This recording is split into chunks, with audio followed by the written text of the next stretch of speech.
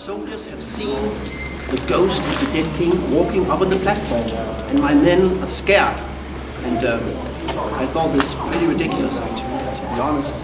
I'm an educated man. I believe in science. I believe in ghosts. But on the other hand, these were the men defending the castle. These were the men defending the country. I thought it worthwhile to take the time to come up and hopefully come up with a rational explanation that could calm down these men.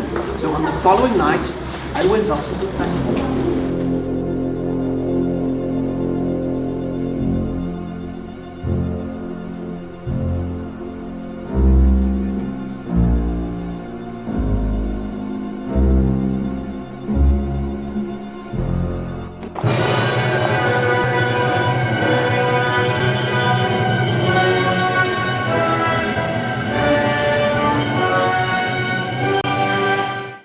So I had to tell Hamlet.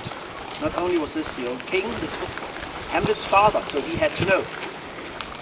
On the third night we all came up here. Marcellus, the soldiers, myself, and Hamlet. For the third time, the ghost of the king appeared.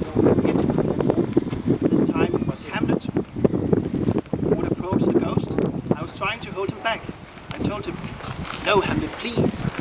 You don't know what this is. It could be a trap. It could be the Norwegians. It could be Claudius. Stay with us." But Hamlet wouldn't listen. And he approached the ghost and said, "O king, O father, O royal Dane, answer me." The ghost did not speak, but it would walk towards this direction and it would call Hamlet by waving his arm as a sign that Hamlet should follow, which, to my horror, he did. The ghost left through the gate. Hamlet went after it, and I looked at the soldiers looked at me. We had to follow, we had to rescue Hamlet from this thing, whatever it was. The soldiers and I, we rushed into this courtyard to search for Hamlet. But Hamlet had gone, the ghost had gone. We saw that this door had been left open. I looked at the soldiers looked back at me. We had to go inside.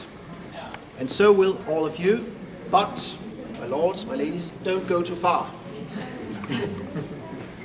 Please.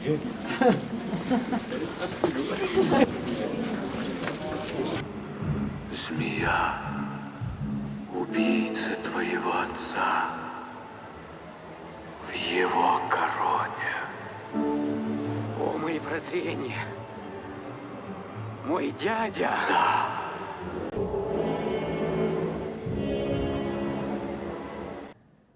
Hamlet was very upset.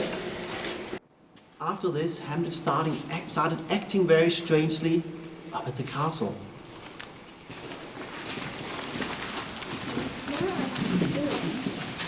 Now, the life of Hamlet was not all about war and peace, and dynasty, and conspiracies. Also, Hamlet was a young man, quite a handsome one, by the way. He was the Prince of Denmark. Hamlet was very popular with the young ladies at the castle. One in particular, Ophelia. Hamlet and Ophelia were having meetings.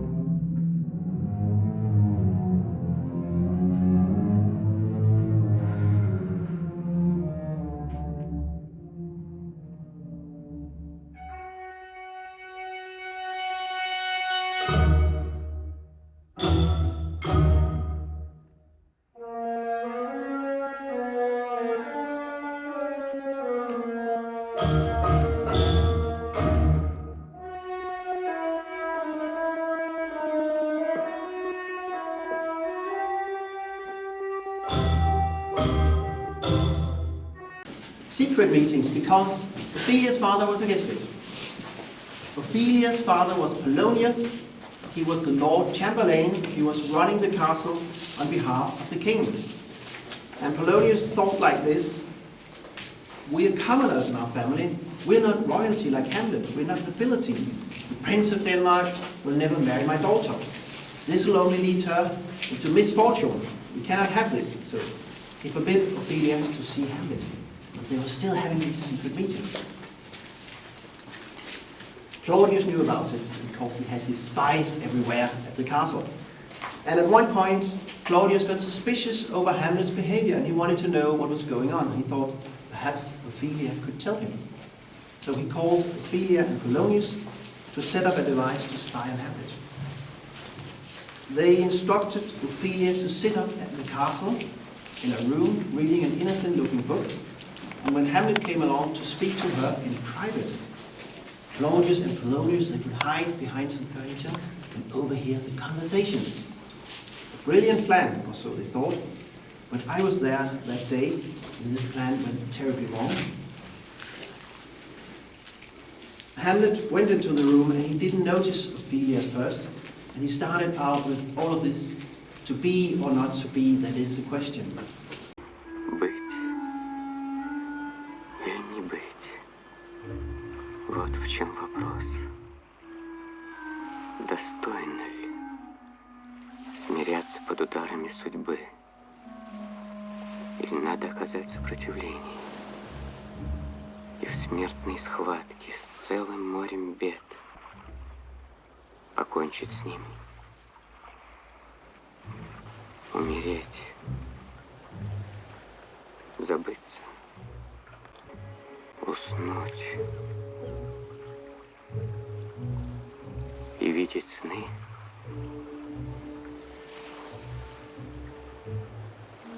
Вот и ответ. Какие сны в том смертном сне приснятся, когда покров земного чувства снят? Вот в чем разгадка. Вот что удлиняет несчастьем нашим жизнь на столько лет. А то, кто снес бы ложное величие правителей, невежество вельмож, всеобщее притворство, невозможность излить себя, несчастную любовь. Is it nobler in the mind to suffer the slings and arrows of outrageous fortune, or to take arms against the sea of troubles and by opposing end them? In other words, Hamlet's great dilemma. Should he accept things the way they were? His father had died, Claudius was his uncle, he had married his mother and become the new king. Or should he follow his heart and kill Claudius? He realized that Ophelia was there, and they had a long talk, but at the end he found out that Ophelia was part of a plan to spy on him. Hamlet got furious, and he sent her away. He said, "Go to a nunnery." A nunnery, of course, is a monastery. It's a house for women devoted to the Lord. Nuns. But also, my friends, here at the castle, the term nunnery has a second meaning. If somebody, not I of course, but somebody has gone to, say, a brothel, to a whorehouse, and wants to tell his friend about it, he would not say such words up in the royal halls, but he could say, I went to this nunnery the other day. The term nunnery has a second meaning. Hamlet had told Ophelia that she was a whore. She went away and they never spoke again. And while Hamlet had been playing mad for a while, Ophelia truly went insane. But rather soon, Hamlet would finally get a good opportunity to see if Claudius was really guilty or not.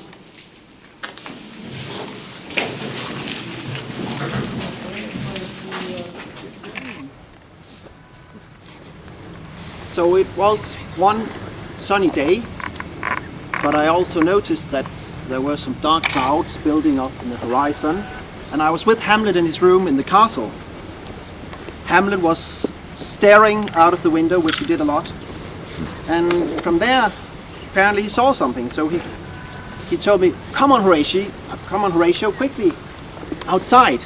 And he grabbed my arm and we rushed out into the screen, and here I saw actors arriving at the castle. Claudius was preparing for one of his famous parties. His famous and notorious parties, because Claudius loved to show off his new gained wealth and power by having very extravagant parties to impress everyone with very delicious food, expensive wine and entertainment. And the actors had arrived for a party this evening, and Hamlet walked over and told them, "I'm the Prince of Denmark, and I've come to tell you what play to play tonight." "Do you know a play named The Death of Gonzago?" he told them, and they say, "Yes, that's a classic, we know that one." The Death of Gonzago, it is a play about a duke who gets murdered by his brother, because his brother wants to be the duke. Hamlet told them, "I want you to make a few alterations in the play. The duke should not be killed with a knife, he should be killed by having poison poured into his ear. And the new duke should marry the widow of the old duke." And the actors agreed, and they started working hard to rehearse these new alterations. Hamlet and I left, and Hamlet told me, "All right, Horatio, do you understand? What you have to do tonight is study Claudius's face. How will he react? Will he be amused over these alterations to the play? Or will he look all pale and guilty? And then we'll know that he did it, that he killed my father." It was a brilliant plan, and the play commenced, and this is when Hamlet jumped up onto the stage, and he would actually relate everything in the play to the events that this was all about. He would talk about the king and the queen, Denmark, and even poor little Ophelia. Everybody was very embarrassed, especially Hamlet's mother, and Claudius was angry. And when they came to the bit, when one actor was pouring poison into the ear of the other actor, Claudius snapped, and he stopped the play and he sent everybody away.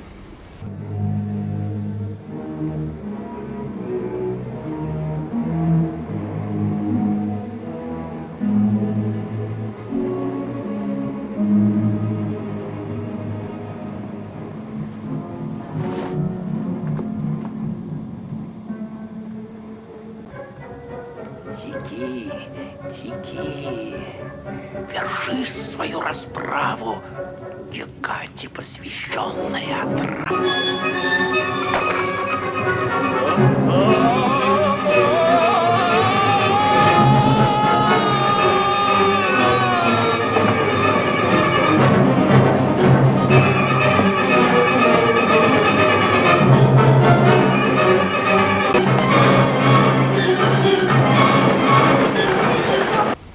And people cleared the room, they left the ballroom where this took place, and Claudius was alone. Hamlet and I walked outside, but we were looking at Claudius through the doorway to see what he was up to, and he left through a different door.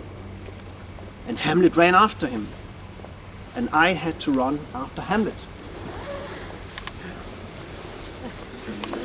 I rushed into this courtyard as fast as I could, and I just arrived soon enough to see that Hamlet was entering the chapel over here. The atmosphere was very tense. I could hear the sound of someone praying inside the chapel. I walked over and stood next to Hamlet. From here I could see that it was Claudius kneeling down in prayer up at the altar.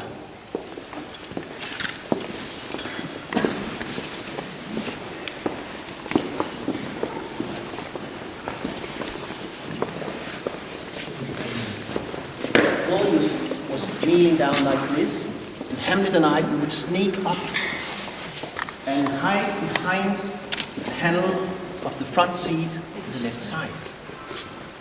From there, no one could see us, but we could hear the words that Claudius was speaking. We could hear him mentioning Cain and Abel from the Bible. We could hear him praying the Lord for forgiveness of his sins.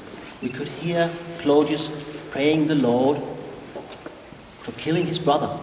So now we knew Claudius was guilty. We heard it from his own mouth. Hamlet pulled out his dagger and he jumped up behind Claudius. He was ready to stab him, but right there his movements froze, and Hamlet took a step backwards and he put the dagger back into its sheath. And he would tell me, "Come on, Horatio, we're leaving the chapel." Quietly, we would leave the chapel again without Claudius ever noticing us.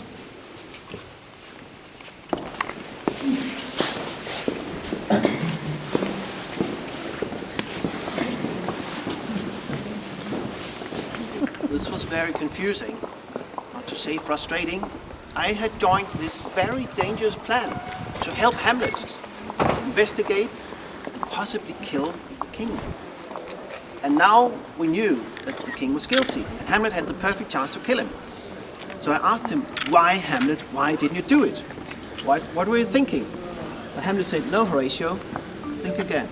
We came too late." Too late? Yes, Horatio. Claudius had prayed the Lord for forgiveness of his sins, which is granted instantaneously. That is our faith, Horatio. Had I killed him right there, Claudius would have gone to heaven. That is not what I want for him. We have to wait for Claudius to sin again before I can finally kill him. In a way, I knew that Hamlet was right. This was a difficult one. And suddenly a courtier of the castle came to pick up Hamlet.